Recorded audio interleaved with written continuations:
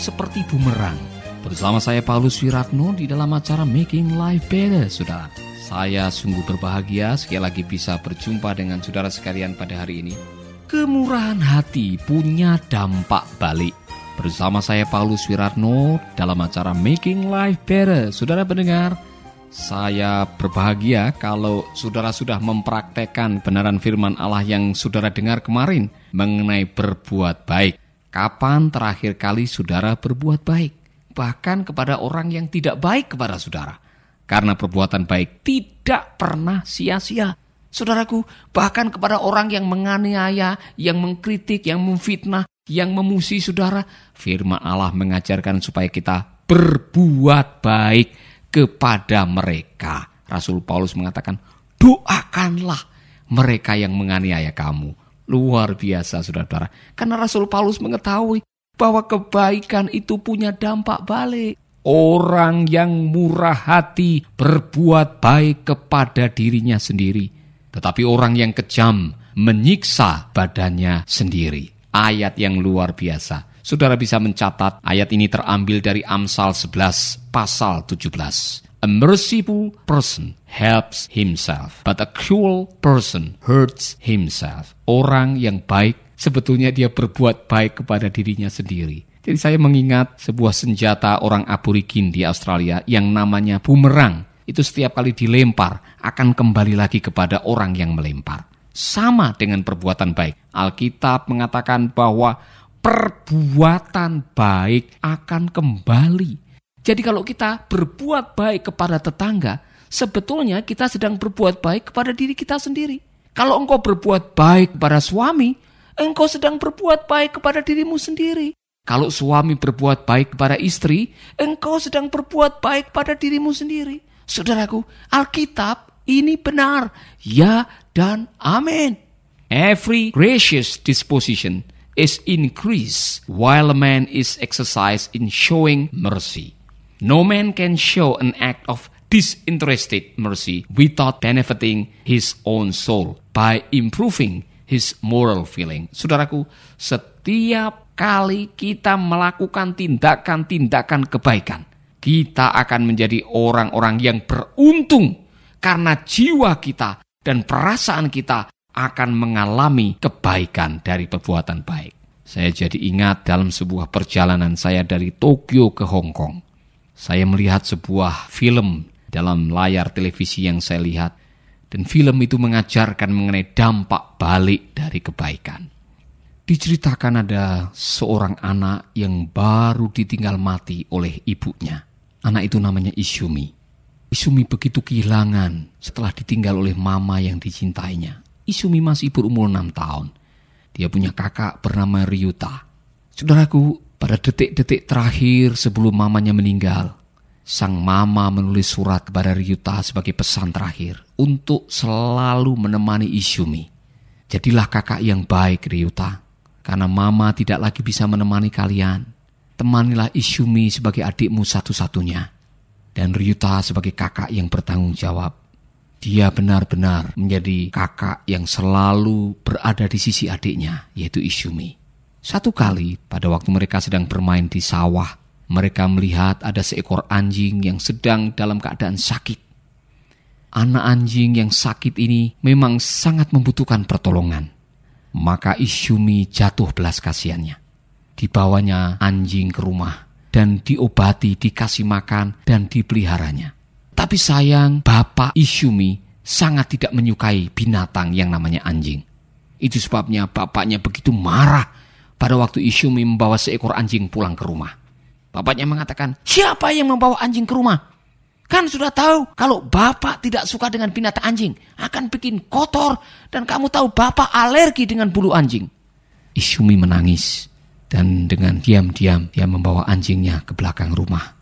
Izumi lapor kepada kakaknya Ryuta dan mengatakan, kakak, bapak tidak suka dengan anjing ini tinggal di rumah. Tapi saya benar-benar berbelas kasihan kepada anjing ini. Kalau kita tidak menolong anjing ini, mungkin nanti anjing ini akan mati. Anjing ini tidak punya mama, tidak punya papa. Mari kita akan pelihara, kita tolong anjing ini. Kakaknya punya akal. Izumi, sebentar lagi kamu akan ulang tahun. Nanti kita akan minta kepada kakek supaya dia memberikan hadiah Dan kita akan bilang apa saja yang kamu minta seharusnya akan direstui oleh kakek sebagai hadiah. Benar, saudaraku. Pada waktu hari ulang tahun Ishumi tiba, Ryuta menyembunyikan anjing kecil ini di belakang. Dan dia mengatakan kepada kakek, hari ini adalah hari ulang tahun Ishumi. Kakek mau kasih hadiah apa kepada Ishumi? Ternyata kakeknya mengatakan, untuk cucuku yang paling cantik, kakek akan memberikan apa saja yang diminta oleh Ishumi. Diam-diam Ryuta sudah menyembunyikan anjing itu di belakang punggungnya dan mengatakan, kakek, mau ndak kakek memberikan binatang ini sebagai hadiah kepada Ishumi? Dan benar, kakeknya terkejut. Ternyata disodorkannya seekor anjing kecil dan mengatakan, waduh, ini anjing. Kan bapakmu tidak suka, tetapi karena kamu sudah membawanya dan kakek sudah berjanji, apapun permintaanmu, kakek akan penuhi, maka tidak apa-apa. Bawa anjing ke rumah dan pelihara di rumah. Wah, saudaraku, hari itu begitu bahagianya Ishumi dengan Ryuta karena bisa membesarkan anjing itu. Luar biasa. Papanya pulang dari sawah dengan marah karena melihat anjing itu ada di rumah. Tapi kakeknya mengatakan, jangan marah, ini adalah hadiah ulang tahun untuk Ishumi. Akhirnya ayahnya pun merestui anjing itu tinggal di rumah. Ishumi begitu bahagia bisa merawat anjing itu.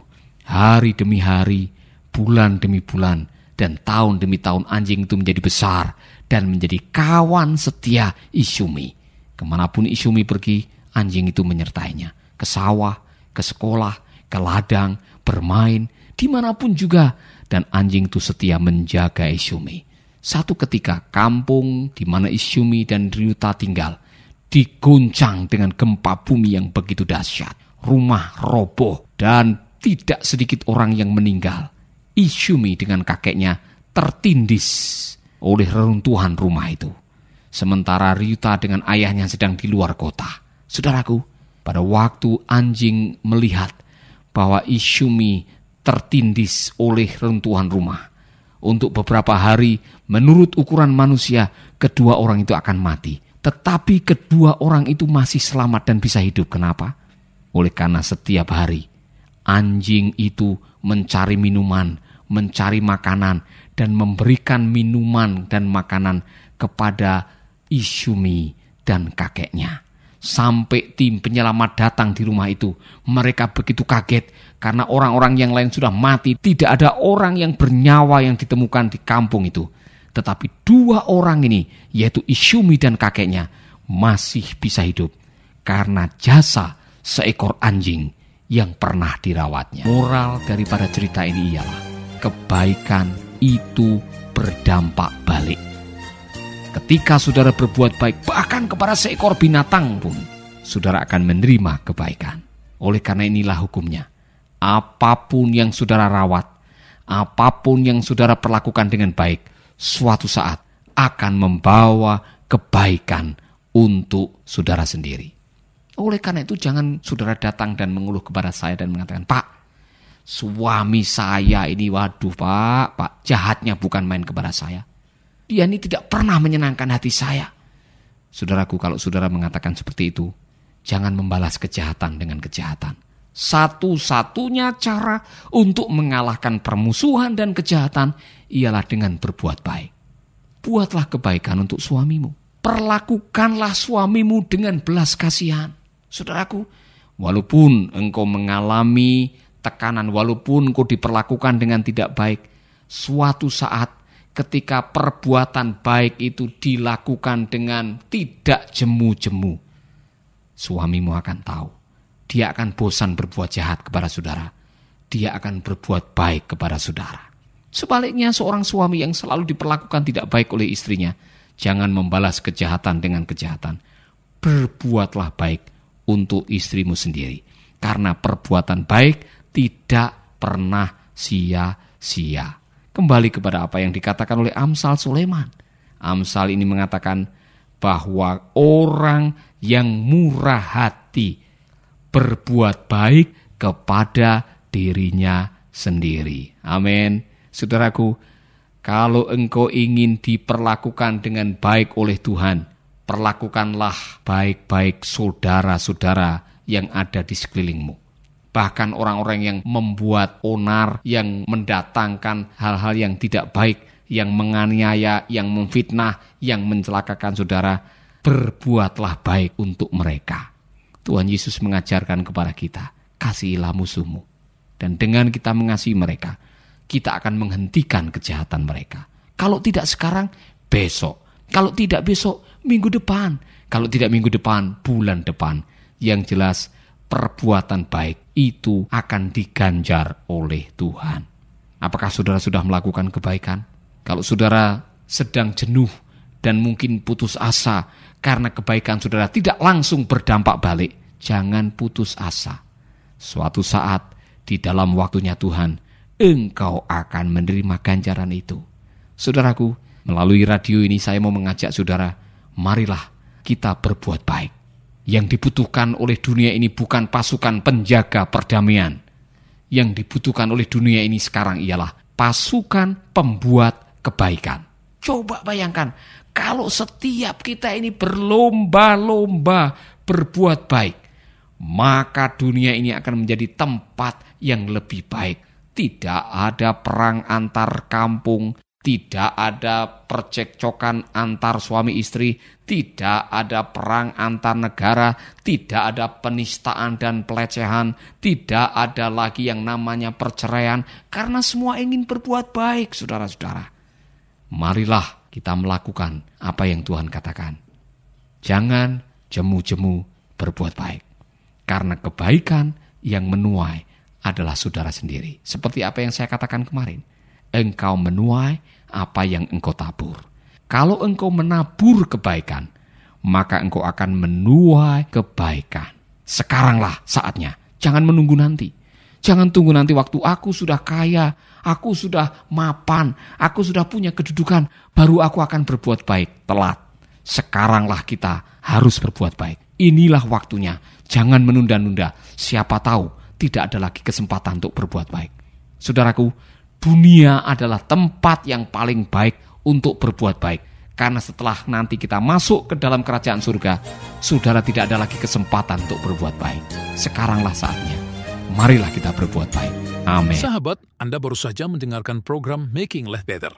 Hubungi kami di 0811 3901 144 atau 0811 3901 140. Mari dukung pelayanan Making Life Better melalui rekening BCA 6690300525. Sekali lagi, 6690300525. Atas nama Paulus Wiratno. Terima kasih, Tuhan Yesus memberkati.